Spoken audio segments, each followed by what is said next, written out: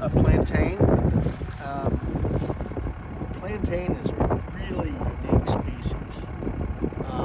It has a number of attributes to it. So, number one is mineral content.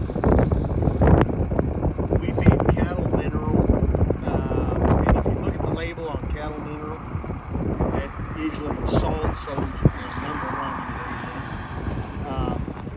Then there's sometimes some calcium, and now if you add legumes to it, grasses are low in calcium, they're low in phosphorus, they're low in, you look at the cattle mineral, it really reflects what the grasses are low. So that's calcium, that's phosphorus, that's copper and zinc. And if you have legumes with your grasses, that provides calcium. Legumes tend to be very high calcium things, but they're still short in phosphorus, copper, and zinc, both grasses and legumes. And if your soil is also low in phosphorus, copper, and zinc, then how do you remedy that?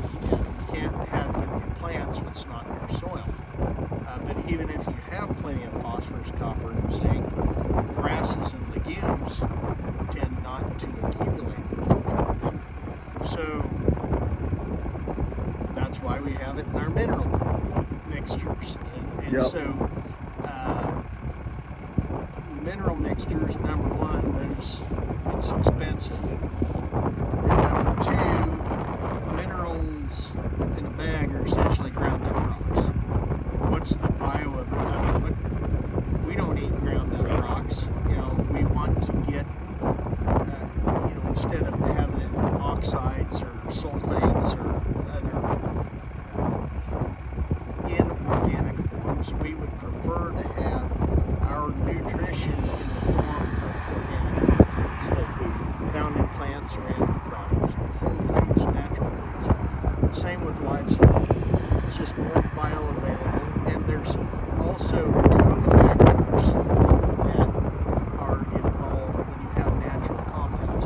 If you want, calcium uptake, you'd like to have vitamin D with that calcium. You want iron uptake, you want vitamin C with that iron. Those are found in naturally occurring mineral sources. It's the cofactors involved. So plantain is very high, has about 3 times, like grasses and legumes, say phosphorus content. They average about 0.25% phosphorus. Animals need about 0.4% phosphorus. Grasses and legumes don't get you there, no matter how much is in the soil, which is why we feed mineral. But plantain has about 0.7%. So if you had a decent plantain on the exact same soil type as those grasses and legumes, so having some plantain in your system brings that. Plantain is high in phosphorus, high in copper, it's high in zinc, as are a number of other forms. Those tend to be better grasses and legumes. So when you add that to the system, your mineral nutrition goes up.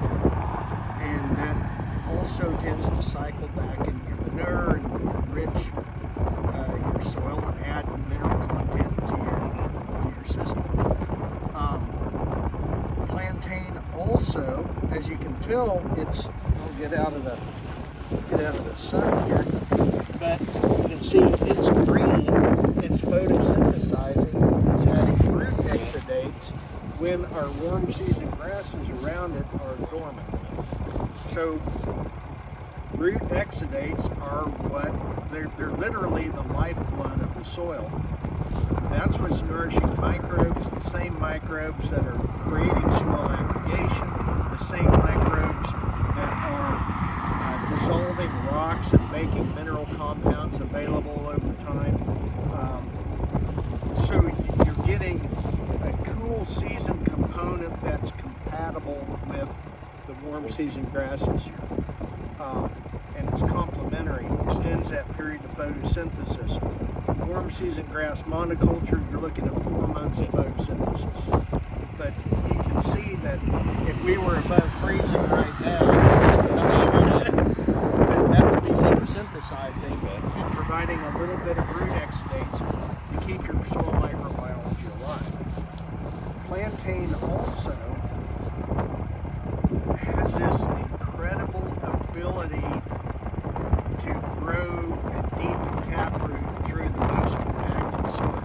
I mean, if you look at plantains found in a lot of yards, you know, and where it's most abundant is where people essentially round off the corners of the sidewalks, you know, where they walk across the yard and, you know, those footpaths that kills the grass, but plantain still grows there because it can grow in those compacted areas or even, you know, fescue. Just has this amazing indifference to soil compaction. And because it can poke holes through those compacted layers, when this plantain plant dies, this grass next to it will root down that hole. So that gives you access to water and nutrients you couldn't have access without the plantain ever having grown. And then the neatest attribute of plantain is it contains a natural antibiotic. Met with great veterinarians from Serbia, and they were telling me how they would take this plantain whenever an animal had an injury. They would take it, chew it up a little bit, slap it on that wound, and that completely eliminates infection and speeds healing. It also works as an antibiotic taken internally. You can chew it up and eat it. Doesn't taste great. But it will eliminate infection.